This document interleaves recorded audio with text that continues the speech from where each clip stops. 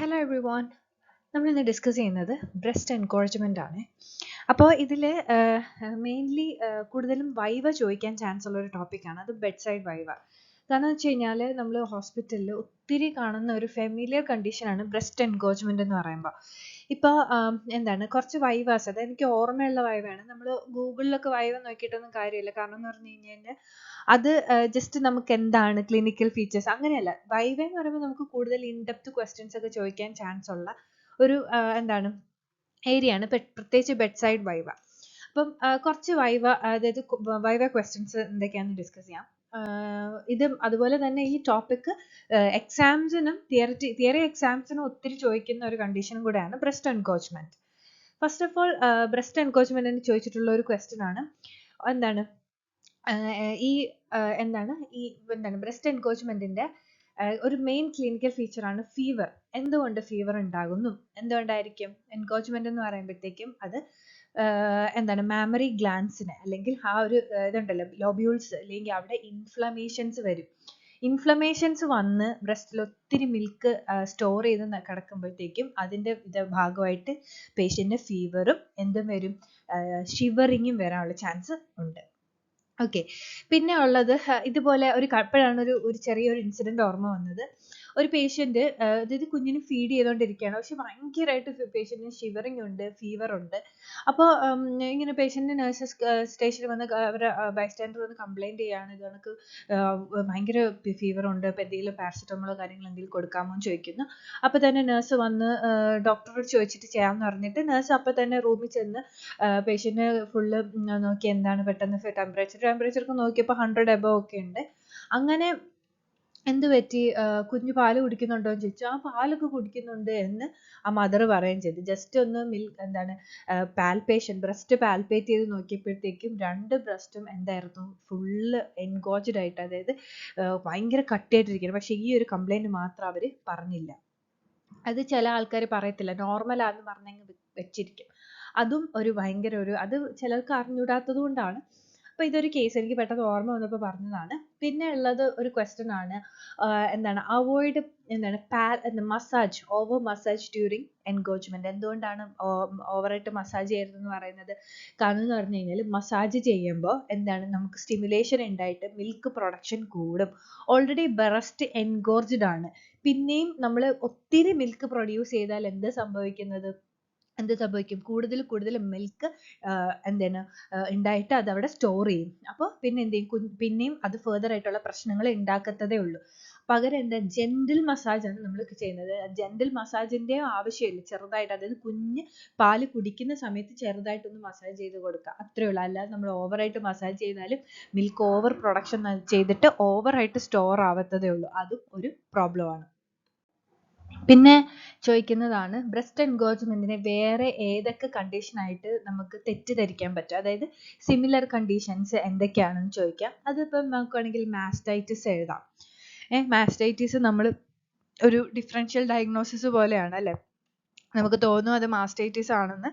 അപ്പോൾ അതും ഒരു ഒരു കൈൻഡ് ഓഫ് ഡിഫറൻഷ്യൽ ഡയഗ്നോസിസ് ആയിട്ട് നമുക്ക് പറയാം. പിന്നെ അല്ലെങ്കിൽ ബ്രസ്റ്റ് ആബ്സിസ് വേണമെങ്കിൽ, അതായത് പസ് ഫോർമേഷൻ നടക്കും. അപ്പോൾ പിന്നെ ബ്രസ്റ്റ് എൻകോറേജ്മെന്റിൽ അബ്നോർമൽ ഫൈൻഡിങ്സ് എന്തൊക്കെയാണെന്ന് നമുക്ക് ചോദിക്കാം. എന്തൊക്കെയായിരിക്കും? ഭയങ്കരമായിട്ട് തിക്കൻഡ് ആയിട്ടുള്ള, അപ്പോൾ നിങ്ങൾ ഏത് രീതിയിൽ പറഞ്ഞു കൊടുക്കണം? ഇൻസ്പെക്ഷൻ ഇങ്ങനെ ആയിരിക്കും, പാൽപേഷൻ ഇങ്ങനെ ആയിരിക്കും, അത് പറഞ്ഞു കൊടുക്കണം. ആ ഒരു ഓർഡറിൽ വേണം നമ്മൾ പ്രസന്റ് ചെയ്യാൻ. ഇതൊക്കെ ആയിരിക്കും മെയിൻലി നമുക്ക് ബ്രസ്റ്റ് എൻകോറേജ്മെന്റിൽ വരുന്നത്. ഇനി നമുക്ക് ടോപ്പിക്കിലോട്ട് മൂവ് ചെയ്യാം.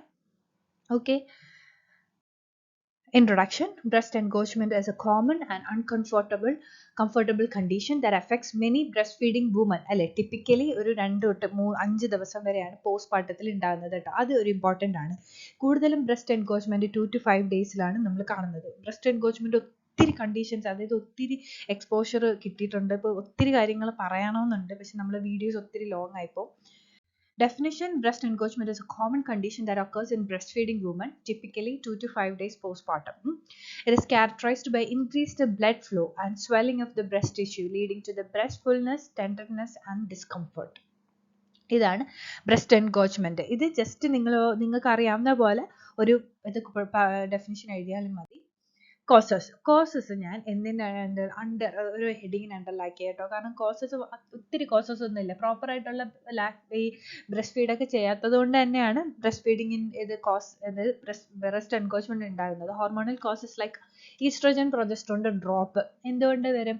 പ്രോപ്പർ ആയിട്ടുള്ള സ്റ്റിമുലേഷൻ കിട്ടിയില്ലെങ്കിൽ ഈസ്ട്രോജൻ പ്രൊജസ്ട്രോൺ ഡ്രോപ്പ് വരും. പിന്നെ ഹോർമോണൽ അല്ലാതെ തന്നെ ചില റീസൺസ് കൊണ്ട് ഈ ഹോർമോൺസിന്റെ ഡെഫിഷ്യൻസി കാരണം വരാം. പിന്നെ പ്രൊലാക്റ്റിന്റെ സർജ് കാരണം വരാം അല്ലെ. Can stimulate milk production leading to the breast engorgement. അതായത് പ്രൊലാക്റ്റിന്റെ സർജ് എന്ന് പറയുമ്പോൾ അതായത് എന്താണ്, ഒത്തിരി മിൽക്ക് പ്രൊഡ്യൂസ് ചെയ്യുന്നുണ്ട്, പക്ഷെ അത്രയും തന്നെ എന്ത് ചെയ്യുന്നില്ല, നമ്മൾ ഫീഡ് ചെയ്യുന്നില്ല. മനസ്സിലായില്ലേ? അപ്പൊ എന്താണ്, മിൽക്ക് എല്ലാം അവിടെ വന്ന് സ്റ്റോർ ചെയ്ത് നിൽക്കുകയാണ്. അപ്പം ബ്രസ്റ്റ് എൻകോച്ച്മെന്റ് വരാം. പിന്നെ മിൽക്ക് പ്രൊഡക്ഷൻ കോസസ് ആണ് അല്ലെ. ഓൺസെറ്റ്, ഇപ്പൊ മിൽക്ക് പ്രൊഡ്യൂസ് ചെയ്യാനുള്ള ആ ഒരു onset, start of milk production can cause breast engorgement. Over production of the milk, അത് തന്നെയാണ് പ്രൊലാക്റ്റിൻ പറഞ്ഞത്. ജസ്റ്റ് ഒരു ഹെഡിങ്ങിന് അണ്ടറിലാക്കാൻ വേണ്ടിയിട്ട് ഇങ്ങനെ എഴുതിയെന്നേ ഉള്ളൂ. ഫീഡിങ് റിലേറ്റഡ് കോസസ് എന്താണ്? ഇൻഫ്രീക്വന്റ് ആയിട്ടുള്ള ഫീഡിങ്, മദർ പ്രോപ്പർ ആയിട്ട് ഫീഡ് ചെയ്യുന്നില്ല. ഈ ബ്രസ്റ്റ് എൻകോച്ച്മെന്റ് കാണാൻ ചാൻസ് ഉള്ള ഒരാൾ ആരാണ്? പോസ്റ്റ്പാർട്ടം ബ്ലൂസ് ഉള്ള പേഷ്യൻസിന് കാണാം. പിന്നെ അതുപോലെ തന്നെ അതായത് ഡെത്ത് ആയ പേഷ്യൻസിന് കാണാം. ഇതൊക്കെ അല്ലാതെ വരുന്നതാണ്. പിന്നെ പ്രൈമികൾക്ക് കാണാം. എന്തുകൊണ്ടായിരിക്കും പ്രൈമികൾക്ക് വരുന്നത്? കാരണം എന്ന് വെച്ച് കഴിഞ്ഞാല് അവര് എന്ത് ചെയ്യുന്നില്ല, അവർക്ക് പ്രോപ്പറായിട്ട് ഫീഡ് ചെയ്യാൻ അറിയത്തില്ലായിരിക്കും, അവർക്ക് പ്രോപ്പറായിട്ടുള്ള ഗൈഡൻസ് ഇല്ല, അവർക്ക് നോളജ് ഇല്ലാത്തത് കൊണ്ട് എന്ത് വരാം. അപ്പൊ നിങ്ങൾക്ക് അതൊരു എഴുതാൻ കേട്ടാ, അതായത് റിസ്ക് ഗ്രൂപ്പ്സ് എന്ന് വേണമെങ്കിൽ പറഞ്ഞ് നിങ്ങൾക്കൊരു ഇതിൽ എനിക്ക് പെട്ടെന്ന് ഓർമ്മ വന്നപ്പോൾ പറഞ്ഞതാണ്. പിന്നെ ഇൻഎഫക്റ്റീവ് ആയിട്ടുള്ള latching can cause breast engorgement. പിന്നെ അതർ കോസസ് എന്തൊക്കെ വരാം? ഫ്ലൂയിഡ് റിട്ടൻഷൻ വരാം അല്ലെ. Fluid retention after childbirth can contribute to breast engorgement and ആൻസൈറ്റിയും സ്ട്രെസ്സും ഒരു കോസ് ആണ്. അതാണ് ഇപ്പൊ നമ്മൾ പറഞ്ഞില്ലേ, സൈക്കോളജിക്കൽ ചേഞ്ചസ് വന്നു കഴിഞ്ഞാലും ഇതൊരു വലിയ ഒരു ഫാക്ടറായിട്ട് മാറും. റിസ്ക് ഗ്രൂപ്പ്സിൽ എഴുതി കൂടെ. ഓക്കെ, ഇനി സിംറ്റംസ് നോക്കാം. ബ്രസ്റ്റ് സിംറ്റംസ് എന്തൊക്കെയാന്ന് പറയാം. അതായത് ഒരാൾക്ക് തോന്നുന്ന ബ്രസ്റ്റിൽ ഉണ്ടാവുന്ന സിംറ്റംസ് ആണ് breast fullness, breast swelling, breast tenderness and breast pain. ഇത് ഇത്ര ഓർത്തേക്ക്. ഇത് നോർമലി അറിയാവുന്നതാണ്. നമുക്ക് പ്രോപ്പറായിട്ട് ഇപ്പൊ എല്ലാവരും പറയത്തില്ലേ, ചിലർക്ക് പറയത്തില്ലേ, എനിക്ക് ഫീഡ് ചെയ്യാൻ ടൈമായി. കാരണം ബ്രസ്റ്റ് ഫുൾനെസ് ഉണ്ടാകാം, സ്വെല്ലിംഗ് ഉണ്ടാവാം, അതുപോലെ നല്ല ടെൻഡർനെസ്സും നല്ല പെയിൻ ആയിരിക്കും കേട്ടോ. പിന്നെ സ്കിൻ സിംറ്റംസ് എന്തൊക്കെയായിരിക്കും? Redness, warmth and swollen veins ആയിരിക്കും. നമുക്ക് അതൊക്കെ കാണാൻ പറ്റും പ്രോമിനന്റ് ആയിട്ട്. ഇത് എഴുതണം കേട്ടോ. ഇതാണ് ഇൻസ്പെക്ഷൻ എന്നും പറഞ്ഞു വേണമെങ്കിൽ എഴുതാം. പിന്നെ എന്താണ് സിസ്റ്റമിക് സിംറ്റംസ് എന്തൊക്കെയായിരിക്കും നമുക്ക് ഉണ്ടാകുന്ന, അതായത് നമ്മുടെ സിസ്റ്റത്തിനെ എഫക്ട് ചെയ്യുന്ന എന്തായിരിക്കും? Fever, fatigue and anxiety. ഫറ്റീഗും ഈ ഫറ്റീഗ് എന്ന് പറയുമ്പോഴത്തേക്കും breast engorgement physical and emotional exhaustion ആണ്. അപ്പം അപ്പോൾ നമുക്ക് ഒരിടത്ത് നല്ല വേദന ഉണ്ട്, അല്ലെങ്കിൽ നമുക്ക് ഒരു ഭയങ്കര ഒരു ഡിസ്കംഫർട്ട് ഉണ്ടെങ്കിൽ നമുക്ക് സ്വാഭാവികമായിട്ടും നമുക്ക് ഫറ്റീഗും ആൻസൈറ്റിയും ഒക്കെ ഉണ്ടാവാം. അത് തന്നെ ഇവിടെ ഉദ്ദേശിക്കുന്നത്. പിന്നെ ഫീഡിങ് സിംറ്റംസ് എന്താണ്? ഡിഫിക്കൽട്ടി ലാച്ചിങ്, അവർക്ക് ഒട്ടും അങ്ങോട്ട് ഫീഡ് ചെയ്യാൻ അവർക്ക് പറ്റുന്നില്ല, ഭയങ്കരമായിട്ടുള്ള പെയിൻഫുൾ ഫീഡിങ് ആയിരിക്കും. പിന്നെ ഫ്രീക്വന്റ് ഫീഡിങ്ങിന്റെ ആവശ്യമുണ്ട് അല്ലെ.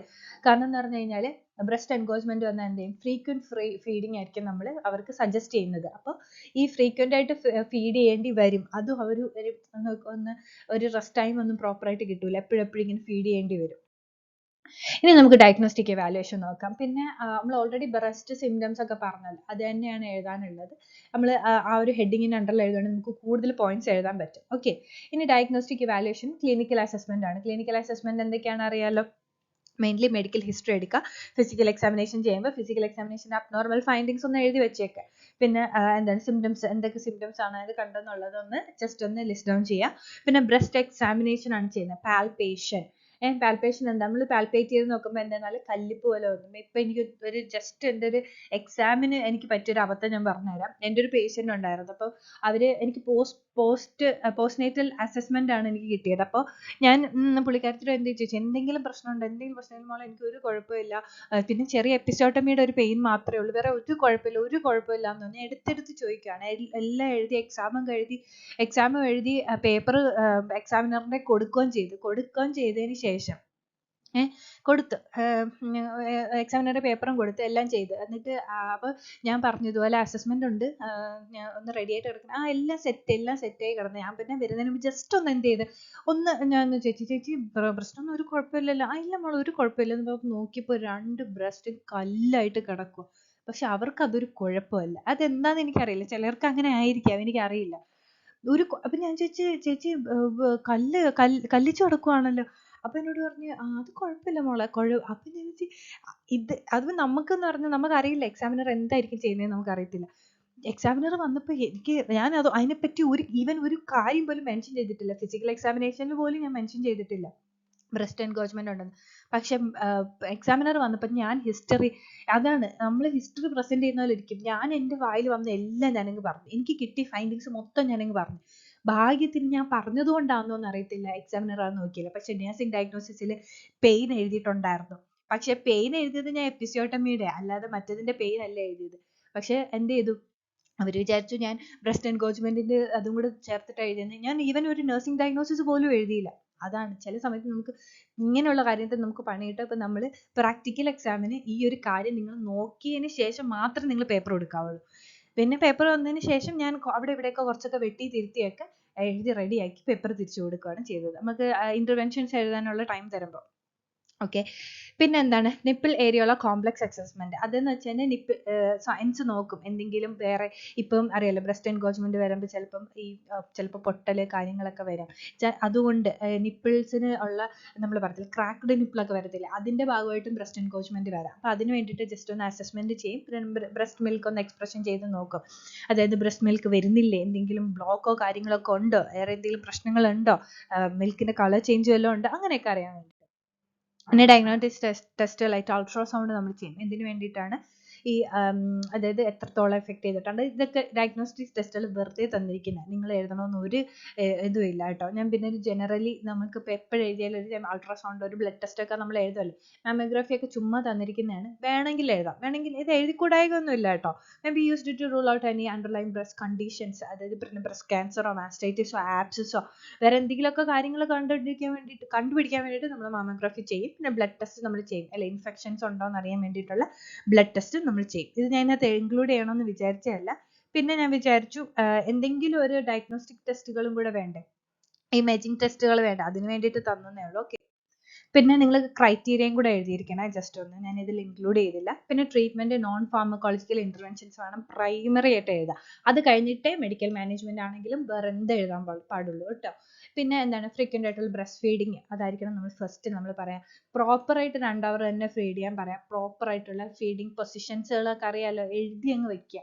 ഇവിടേക്കാണ് നിങ്ങൾക്ക് നിങ്ങളെ ട്രീറ്റ്മെന്റ് ഓപ്ഷൻസ് ഒക്കെ നിങ്ങളുടെ കഴിവ് തെളിയിക്കുന്ന സ്ഥലങ്ങളാണ്. അത് നഴ്സിംഗ് ഡയഗ്നോസിസ്, നഴ്സിംഗ് ഇന്റർവെൻഷൻസ് ഒക്കെ അറിയാവുന്ന എല്ലാം എഴുതുക. എന്തൊക്കെ പൊസിഷൻസ് നമുക്ക് പ്രൊവൈഡ് ചെയ്യാം, എങ്ങനെയാണ് നമ്മൾ ചെയ്യാനുള്ളത്, എന്താ നമുക്ക് പറഞ്ഞു തരത്തില്ല. ഇപ്പൊ ഒത്തിരി പറഞ്ഞ് വീഡിയോ വലുതാക്കണ്ടെന്ന് വിചാരിച്ചിട്ടാണ് നമ്മൾ പറയില്ലേ, നിപ്പിൾസും ഏരിയയിലും ഫുള്ള് മൗത്തിന്റെ ഉള്ളിലേക്ക് ഉള്ളിൽ എത്തിക്കണം. അപ്പോഴേ കുഞ്ഞിന് പ്രോപ്പറായിട്ട് ഫീഡ് ചെയ്യാൻ പറ്റും. അതിന്റെ ഇതൊക്കെ എഴുതുക. കോൾഡ് കംപ്രസ് കൊടുക്കാം, പെയിൻ കുറയ്ക്കാൻ വേണ്ടിയിട്ട് കോൾഡ് കംപ്രസ് കൊടുക്കാം. സ്വെല്ലിങ് ചെറിയ വാം കംപ്രസ് നമുക്ക് ചെയ്യാം. അത് എന്ന് പറഞ്ഞു കഴിഞ്ഞാൽ ആ ലൂസൺ ചെയ്യാൻ വേണ്ടിയിട്ടാണ്. അപ്പം എന്താണ് ജെന്റിൽ മസാജ് വേണമെങ്കിൽ ചെയ്യാം. പിന്നെ ഫാർമക്കോളജിക്കൽ ഇന്റർവെൻഷൻ, പെയിൻ റിലീഫിംഗ് മെഡിക്കേഷൻസ് ഒക്കെ നമുക്ക് കൊടുക്കാം. ഈ എക്സാമ്പിൾസ് തന്നെ എഴുതണം എന്നില്ല, നിങ്ങൾക്ക് ഇഷ്ടമുള്ള എക്സാമ്പിൾ എഴുതാം. പിന്നെ ആന്റി ഇൻഫ്ലമേറ്ററി മെഡിക്കേഷൻസ് വേണമെങ്കിൽ കൊടുക്കാം കണ്ടീഷൻസിൽ. അതായത് ഒട്ടും പേഷ്യന്റിന് ഒട്ടും റിലീഫ് ഇല്ല എങ്കിൽ നമുക്ക് ചെയ്യാം. പിന്നെ ഇവിടെ നമ്മൾ ബ്രസ്റ്റ് പമ്പ് ഒന്നും ചെയ്യരുത് കേട്ടോ. കാരണം വെച്ചാൽ ബ്രസ്റ്റ് പമ്പ് ചെയ്താലും ഒട്ടും പ്രത്യേകിച്ച് കാര്യം ഉണ്ടോ എന്ന് വെച്ചാൽ ബ്രസ്റ്റ് പമ്പിനേക്കാളും കുഞ്ഞ് സക്ക് ചെയ്യുന്നതായിരിക്കും എപ്പോഴും നല്ലത്. പിന്നെ നമുക്ക് പിന്നെ ഇൻഫെക്ഷൻസ് ഒക്കെ ആണെങ്കിൽ നമുക്ക് ഇതിപ്പോൾ ബ്രസ്റ്റ് എൻഗോജ്മെന്റ് ആയതുകൊണ്ടാണ് ഇവിടെ ആന്റിബയോട്ടിക്സ് ഒന്നും എഴുതാത്തത്. ഓക്കെ, പിന്നെ നഴ്സിംഗ് ഡയഗ്നോസിസ് ആണ്. നോർമലി ഇത് ഞാൻ തന്നെ ഉണ്ടാക്കിയ കുറച്ച് നഴ്സിംഗ് ഡയഗ്നോസിസ് ആണ്. അക്യൂട്ട് പെയിൻ വരാം, ഹൈപ്പർതെർമിയ വരാം, ഇംപയർഡ് ബ്രസ്റ്റ് ഫീഡിങ് വരാം, anxiety, knowledge deficit, activity intolerance. ഇത് ഞാൻ ഉണ്ടാക്കിയ കുറച്ച് നഴ്സിംഗ് ഡയഗ്നോസിസ് ആണ്. മെയിൻലി അക്യൂട്ട് പെയിൻ തന്നെ എഴുതണം കേട്ടോ. പിന്നെ ഇംപയർഡ് ബ്രസ്റ്റ് ഫീഡിങ് നമുക്ക് എഴുതാം. കാരണം എന്ന് വെച്ചാൽ പ്രോപ്പറായിട്ട് ഫീഡ് ചെയ്യാൻ പറ്റൂല, പെയിൻ കാരണം പലരും അതിനിതാവൂല എന്നാണ് പറയുന്നത്. പിന്നെ നമ്മൾ ഈ കുറച്ച് പെയിൻ റിലീഫിംഗ് മെഷേഴ്സ് യൂസ് ചെയ്യുന്നത് കൊണ്ടാണ് നമുക്ക് അത്രയും പെയിൻ്റെ ആ ഒരു ഇന്റൻസിറ്റി കുറഞ്ഞിട്ട് നമ്മൾ കുഞ്ഞിന് ഫീഡ് ചെയ്യുന്നത്. ഓക്കെ ആണല്ലോ. പിന്നെ കോംപ്ലിക്കേഷൻസ് എന്ന് പറയുമ്പോഴത്തേക്കും മാസ്റ്റൈറ്റിസ്, ആപ്സിസ് വരാം. പിന്നെ ബ്രസ്റ്റ് ഫീഡിങ് ഡിഫിക്കൽട്ടീസ് ഉണ്ടാകാം.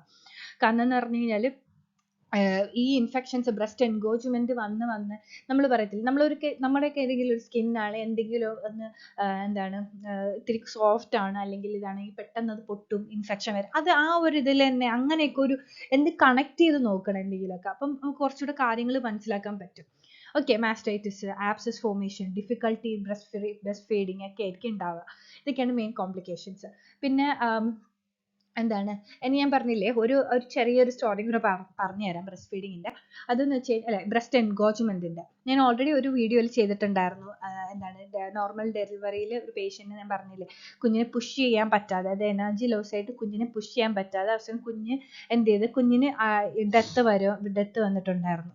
അപ്പോൾ അങ്ങനെ ഒരു കേസിൽ കുഞ്ഞ് ഫീഡ് ചെയ്യാനില്ലല്ലോ, കുഞ്ഞിന് ഫീഡ് ചെയ്യാൻ പറ്റത്തില്ല, അങ്ങനെ ബ്രസ്റ്റ് എൻഗോജ്മെന്റ് വന്നൊരു കണ്ടീഷൻ ഉണ്ടായിരുന്നു. അപ്പോൾ ഫൈനലി അവർക്കൊക്കെ നമുക്ക് ബ്രസ്റ്റ് പമ്പേ നമുക്ക് ചെയ്യാൻ പറ്റത്തുള്ളൂ അല്ലേ. അപ്പോൾ ബ്രസ്റ്റ് പമ്പ് ചെയ്തിട്ടാണ് കുറച്ച് പാടായിരുന്നു, കാരണം ഓൾറെഡി സൈക്കോളജിക്കലി വീക്കാണ് ആ പേഷ്യന്റ്. അപ്പോൾ നമുക്ക് പ്രോപ്പറായിട്ട് നമുക്ക് ഇങ്ങനെ ചെയ്യാം അങ്ങനെ ചെയ്യാം, നമുക്ക് ഓവറായിട്ട് അതിൽ ഇന്റർഫിയർ ചെയ്യാൻ പറ്റില്ല. അപ്പോൾ ഡെഫിനറ്റ്ലി അങ്ങനെ ഒരു കണ്ടീഷനിൽ ബ്രസ്റ്റ് എൻഗോജ്മെന്റ് വരാനുള്ള ചാൻസും വളരെ കൂടുതലാണ്. ഓക്കെ, സോ എല്ലാവരും ചാനൽ ഒന്ന് സബ്സ്ക്രൈബ് ചെയ്തിരിക്കുക. പിന്നെ എന്താണ് വീഡിയോ ഇഷ്ടമായിട്ടുണ്ടെങ്കിൽ ലൈക്ക് ചെയ്യുക, ഫ്രണ്ട്സിനൊക്കെ വീഡിയോസ് ഷെയർ ചെയ്ത് കൊടുക്കുക. പിന്നെ thank you for watching my video.